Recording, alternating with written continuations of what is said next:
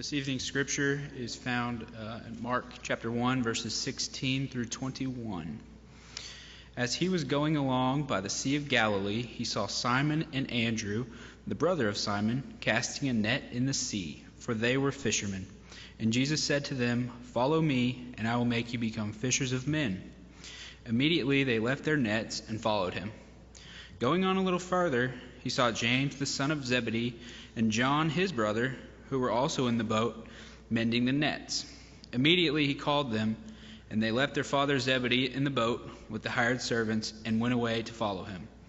They went into Capernaum, and immediately on the Sabbath he entered the synagogue and began to teach.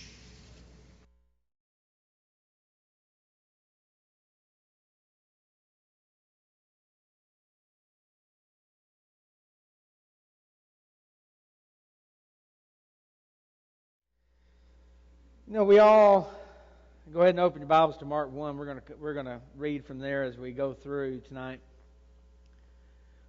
We all understand how busy a day can get in our lives. There are always things that need to be done.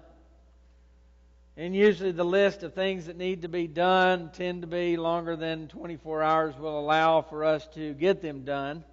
We don't always even have 24 hours, do we? We still got to sleep, we still got to eat, and those kind of things, and they take from our time from doing the other things. So at the end of the day, we find ourselves needing to prioritize. So many people fail in that ability to look at what's really important, take the things that are important and prioritize them first, and then take care of the things that can be let go or not let go based on the time that is left. But prioritizing is so very important because days are busy. Too often in our lives, there is a book on our bedstand that is got a bookmark at chapter 2, and it's been at chapter 2 for 2 weeks, right? Because we just haven't had the time to pick it up, whatever book that may be. Our house is never as clean or as organized as we would like for it to be, and it's hard to find the time to always achieve that level of cleanliness that we might want for our house or organization. I think some people say if there was only more hours in the day, but I kind of argue against that because I kind of know people. And if there were more hours in the day, we'd just fill them up with other stuff and still not get done with those things that we're talking about, right? It's like when churches say, well, if we move our church time later in the morning, more people will come because they don't have to get up. No, that's not how that works. I've been a part of that. And they just set their alarm clock an hour later and they still don't make it on time. So, you know, that doesn't fix the problem because we kind of just go with it. We kind of take what we have and we go forward. You know, we need to learn to deal with our days better. To have proper priorities that will help us in doing the things that are most important. To get those most needful things out of the way. Get those most needful things accomplished. And leave the unneedful things or the unimportant things. Let them fall by the wayside if something must fall by the wayside in our lives. Jesus understood this reality. He understood the reality of busy days and the need to ultimately prioritize. Every day, Jesus did so much. He had so much to accomplish in the time that He was on this earth, and every day was spent accomplishing those things. And yet with all that Jesus had and all that Jesus did, and John said that if we knew everything, you couldn't fill it, the world wouldn't hold the books, but with all that Jesus did, He still taught only a relative few that were in the world during His ministry. Most of the population of the world never saw Jesus, never heard Jesus when He was upon this earth. A very small portion of people in the Galilean area and in the Judean area were really the ones that heard and saw Jesus, and He probably still didn't teach every single one of them either. He healed only a small number of those that were sick throughout the world. I mean, Jesus certainly healed multitudes, but there were far more people that were still sick when His ministry was over than those that He healed. He only cast out the few demons that He came across. They're still casting out demons in the book of Acts. And so Jesus didn't cast out all the demons that were out there either in His ministry. There was so much for him to do. And the world was so large, and there were so many people that it simply was beyond what he was physically capable of doing while he was upon this earth. He fed only a handful of the people that were hungry. And we see that when he fed the 5,000, he fed the 4,000. But he certainly didn't feed everybody that was hungry in the world. Yet, with Jesus, he always accomplished the task set before him by the Father in heaven. You know, when he reaches the end of his time upon the cross, it ends with, "It is finished."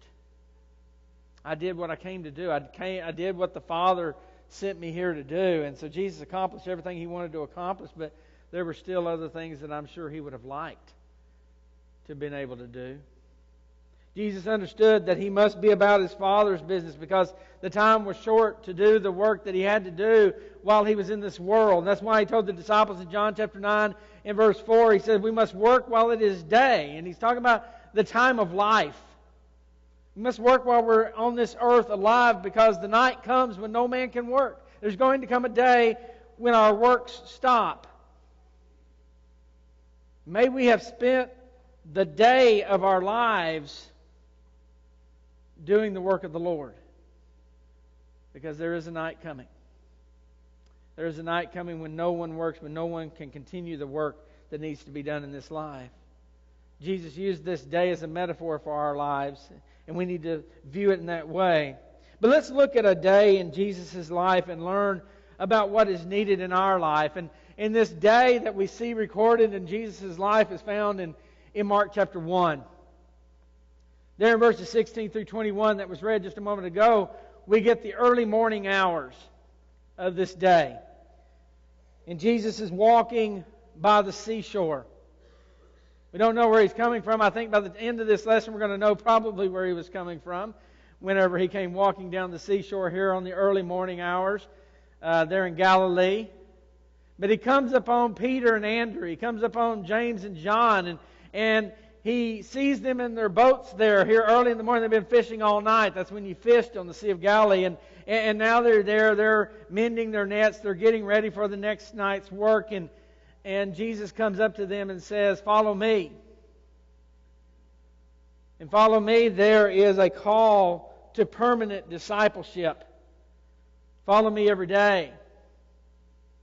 And Peter and Andrew and James and John both did the same exact thing upon Jesus saying that to them. They got up, they left those boats, they left the nets that they were mending for the next night. Now they're not going to be fishing the next night, at least not for fish. They left it all to follow Jesus. Let's not be under any kind of an illusion here. This is not the first time that Jesus has seen these men. You know, Jesus doesn't walk by and they meet him and follow him. No, they've already been with him. They were with him in Judea. They came back to Cana with him. They saw him turn the water into wine. And now this is a time after that where he comes here and they know exactly who he is. They've already become disciples in one degree for him. But now they're going to be permanent disciples. And so when they hear Jesus make that call, they immediately follow him. He tells them, "I will make you fishers of men." Jesus is telling them, "I'm going to transform you. I'm going to transform you into something different. You're casting nets for fish, but you're going to be casting the gospel for mankind." And for us today, Jesus will transform us just as he did those men. He will change us if we'll allow him to do so. He will change us into instruments of service for God's purposes, fishing for men. But see, you have to allow him. When he comes up to you and he says, "Follow me, I want you to be my daily permanent disciple," you have to be willing to leave anything and everything to do that. And in so making that decision, you open your lives to be transformed into what God would have you to be. So that's the early morning. Then we see mid-morning as Jesus comes from the seashore there, and it's not very far at all, but he comes from the seashore and he enters into the synagogue in Capernaum. This is a very important place in the ministry of Jesus. In fact, it is in this synagogue and around this synagogue that the vast majority of Jesus' miracles are going to be done. The vast majority of his teaching is going to be done. So he enters into this synagogue and he begins to speak. And Jesus spoke from himself. He did not, as so many of the Jewish teachers did, he did not reference other rabbis. He didn't go, Rabbi Akiba or Rabbi Hillel, they said this or they said that. That's not how Jesus spoke. Jesus said, but I say unto you. He spoke from his own authority, and the people were amazed that he was one that spoke as one having authority of the Scriptures. And he teaches that day with that kind of authority and begs that kind of praise from men. And he gets quite the response this day. Because as Jesus is teaching, in comes a man who is possessed of an unclean spirit. And that spirit calls out to him, what are you doing here? What do you have to do with us? Are you going, he doesn't like the fact that Jesus is nearby. But he concludes with, you're the Holy One of God. Now that is something that the demon understands, right? He knows exactly who Jesus is. It's going to take a lot of convincing for people to come to that understanding. But the demon knows exactly who he is. And Jesus says, be quiet. People aren't ready to hear that. They're not going to understand that. And so he tells him to be quiet and come out of him. But more than just the people not understanding it, I think when we think about reasons why Jesus told the demon to be quiet, and he's going to tell more to be quiet later, I don't think he wants a demon testifying as to who he is. There's people I really don't want recommending me. They may recommend, they may be willing to recommend me, but I'm not sure that's the best person, right? You hear it from him and you go, I don't know. I don't know about that guy. If he's recommending him, he must not be worth much. And if you look at this from a religious standpoint, if a demon's saying he's that, I'm not sure we better be listening to this guy anymore. So Jesus makes him be quiet. News of Jesus spreads in just hours, it seems. Happens in this one day that this news of who Jesus is and what he is after he cast out this demon here in this synagogue. It doesn't take days, it doesn't take weeks, it doesn't take public relations, it doesn't take press releases or advertisements for people to find out and know who Jesus is. His popularity came from the power of his actions and the power of his teachings. And people wanted to be a part of that. They wanted to hear that. Some wanted miracles performed upon their sick. And so as we move into the mid-afternoon time in verse 29, it says, and immediately after they came out of the synagogue, they came into the house of Simon and Andrew with James and John. And now Simon's mother-in-law was lying sick with a fever, and immediately they spoke to Jesus about her. And he came to her and raised her up, taking her by the hand, and the fever left her, and she waited on them. You're in the city of Capernaum, and the synagogue, the structure, the ruins of the structure that's there now is a synagogue built in the 3rd century, but it is built on the foundation of the 1st century synagogue. You can see the original foundation underneath this one. And so it's still the same location, and there's good evidence that we do know where Peter's house is. They have it designated there, and this house is not very far at all, just a few short steps from the synagogue there in Capernaum. Just a few further steps past Peter's house, and you're at the shore of the Sea of Galilee, which fits with him being a fisherman. But Jesus goes to his house. When he gets there, Peter's mother-in-law is ill with the fever, and he heals her. There's no indication that this sickness was anything of a fatal nature or real harm, but fevers are pretty common. But Jesus had compassion on her. He had a willingness to, as Peter and Andrew ask him about her, bring her to his attention, he wants to help her, and he does. He takes her by the hand, and he raises her up, and the fever leaves her. And I love, that after she is healed, she got up and she began to serve Jesus. And we can read that story, and we can think about that, and we just kind of see it in our minds, and we just kind of move on past it. But isn't that exactly what Jesus does for us? Jesus heals us spiritually. So just like Peter's mother-in-law, we can rise up and serve Him because He, through His power, makes us capable of doing that. And that's what He does. And that's what we're called to do. So we see there in the mid-afternoon that this takes place at Peter's house. Well, in verses 32 through 34, it says, when evening came, after the sun had set, they began bringing to him all who were ill and those who were demon-possessed, and the whole city had gathered at the door. And he healed many who were ill with various diseases and cast out many demons. And he was not permitting the demons to speak because they knew who he was. And so we get into the early evening. Sun has gone down now, and the whole city is gathered at the door of Peter's house. And it is packed. You can still see those streets there, and folks, they're not much wider. You know, we think about streets, we think about where we drive our cars, right? Big old wide streets. Streets in Capernaum between houses is about as wide as these aisles between our pews. And so, I mean, it's just packed. And they're packed up to the door of the house as they come in. And, you know, the demands of the masses, if you really think about it, even not just this day, but throughout Jesus' ministry, the demands of the masses had to create such a difficult stress upon Jesus. So many people wanting so much from Him in so many different directions, in so many ways. I mean, we might have some idea of that if we can think about times when 5, 6, 7 people are asking us to do something all at the same time, right? We get a little frustrated, we get a little flustered because we can't keep up with all that people are requesting of us. Imagine if that's 1,000 people.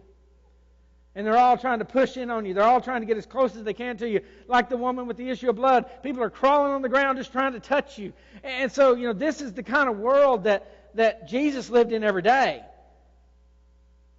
And we see it right here. He can't even rest in this house at night because people are crowding up to the door. You know, when we go to chapter 2, we see the same situation, do we not? In the paralytic. So not only do you have people at the door, not only do you have people all up and down the streets, but you have people digging through your roof to get to you. I mean, that's the kind of demands that were being placed upon Jesus in these situations of these multitudes that were coming to Him.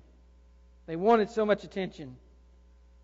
And yet, Jesus on that night, He heals many of the people.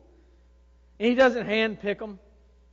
He doesn't handpick them like the religious healathons that we see in our world today by charlatans on the television set, where they bring somebody in, somebody comes in, and they're kind of walking slow. You know, it's clear that they have issues with maybe walking fast or something with their legs, and so they offer them a wheelchair and they set them down, and then lo and behold, they wheel them up on the stage in the wheelchair. They were walking when they came in. He goes, "Get up." Well, of course they can get up. It's all an act. Jesus didn't need to act. He had the power. And so He's healing everyone that comes to Him because of His compassion and kindness. We see here again that He forbade the demons to speak because, and it tells us in no uncertain terms, they knew who He was. He controlled them. Don't miss that. Demons only had the ability to do what God allowed them to do. And when Jesus said, "You don't speak," they didn't speak. It wasn't a matter of their choice. It wasn't a matter of whether they wanted to or not wanted to. When Jesus said, "You're going to be quiet," they were quiet. We might learn something from demons in that respect. That when Jesus speaks, we do what He says. Because they certainly did, and they certainly had no ability to resist that because ultimately they are under His control. They had no power except what was allowed to them for the time that they were upon this earth, the time that was obviously coming to a close. Then we go through the night, and we come to the early morning hour. So we've come full circle now back to the early morning hours. In verses 35 through 39 say, "In the morning, while it was still dark, Jesus got up, left the house, and went to a secluded place and was praying there. Simon and his companions searched for Him, and they found Him and said to Him, 'Everyone is looking for you.' And He said to them, 'Let's go somewhere else to the towns nearby so that I may preach there also, for that is what I came for.' And he went into their synagogues throughout all Galilee, preaching and casting out the demons. Jesus, in this day that we see him living, there is a time in that day, as busy as it was, where he needed to be alone. Not to just be alone, but he needed to be alone in a place of seclusion so that he could pray to God. I think we can understand this. I think there's times in our lives when, we feel like we just need to be alone, just be with God, pray. And, there is a magnitude in solitude with God that is hard to express. And there's times when we just need to be still and look to God. And even Jesus had those needs, and certainly we do as well. Jesus goes to a secluded place away from the people to pray. And there's a part of me that says I would hope the disciples would understand this, but clearly they don't. Jesus needs this time, and yet they come searching for him, the Bible says, and then they interrupt this time of prayer, and they tell him the people are looking for you. This is, it's before the sunrise or shortly thereafter, and people are already up trying to find Jesus. His day is just getting started, and there's already a line of people looking for him, beginning to make their demands upon him, the things that they want from him. They demand so much. How did Jesus respond to this? Well, I think in his response we see some teachings for us that we're not required in the Scriptures to acquiesce to everybody's demands. Jesus does not do that here. The people are looking for him. They want him to come to them. And Jesus says, I'm not going to do it. I'm not going to them again today. And so, there is something here about not acquiescing to everybody's demand. These people have had a chance to hear Jesus' teaching. They had a chance to hear his teachings yesterday. So they've had the opportunity to hear and to begin to follow Jesus or not. Jesus decided that no one place was going to receive all of his attention. And he had other places to go and other synagogues to teach in. So he went on kind of a tour of Galilee, of Galilean synagogues, I guess you could say, teaching in all of them. Certainly he would have gone to the just down the seashore just a little ways, the synagogue of Magdala, which they've just recently uncovered, the first century synagogue there in Magdala, where someone we know very well came from, Mary Magdalene. And so, we can see that Jesus' teaching and preaching quickly began to gather these disciples that we see later in his ministry from these various places where he continues to go beyond just teaching to the people in Capernaum. Well, I think Jesus teaches us here in this particular situation that we cannot always be all things to everybody. We do what we can. We do the very best that we can. This can never be an excuse. But we do the very best that we can, and there's things we're just going to have to leave to God. He'll make sure in his providence that the ones that we can't reach because we're unable, that they'll have an opportunity in some other way. But we do the best that we can to do all that we can for God. People have a choice when they hear the gospel. And we cannot control that. And it's not our job to force that. It's our job to give that. It's not our job to make the gospel acceptable. It's our job to make it accessible. To make certain that everybody has the opportunity to hear and then make that choice as to what they want to do. We give opportunity to people, and then like Jesus, it would behoove us as we seek to do the purposes of God to move on and give it to someone else to have another opportunity made, another choice made. Doesn't mean that if the person that we talked to yesterday comes back and goes, I'd like to hear some more, that we don't. We certainly want to if we find an open door there. Somebody's made a choice to hear more. And so we want to honor that choice, and we want to teach them. And Jesus, of course, has the advantage in this situation of knowing hearts. When he went to Nazareth, he said, you're not really interested in what I have to say. You just want a miracle, and I'm not going to do any. And wanted to throw him off a cliff because of it, because he didn't give them what they wanted. We're not here to give everybody everything that they want, but we are here to do what God wants. Well, as we have seen Jesus' day, remember I mentioned to you that we don't know where he was coming from when he came walking down that seashore early the morning before, right? I have an idea that I think he might have been coming from a place of prayer. When he finally chooses the 12, he does so after he spends an evening in prayer. And he goes out there and he calls Peter and he calls Andrew and he calls James and he calls John. I can't imagine that he didn't spend time in prayer before he went and made those calls to those men to follow him. So I have a feeling his day began in that way. In our lives, each busy day for us should include what we have seen in the life of Jesus. We need to wake up in prayer. We need to teach about Christ during our day. We need to show kindness and help to those that are sick and those that are less fortunate. And we need to plan for more of the same tomorrow. And the day after that, and the day after that, until we breathe our last upon this earth. Use every day for Christ. Because the night cometh when no man can work any longer. Make the most of every day, because the night may very well come before the morrow. We don't know when that day will be. But we want to give every amount of our time that we can to the God that saves us. When we look at the life of Jesus and we see that all that we have in the Gospels is about 3 weeks. I'm not sure I've ever had a 3 weeks that would fill up Matthew, Mark, Luke, and John in my life. Jesus did so much. He made the most of every day. And yet none of us can say, well, I've got a busy life. It's different than Jesus. I guarantee you your life is nothing compared to Jesus' on a daily basis.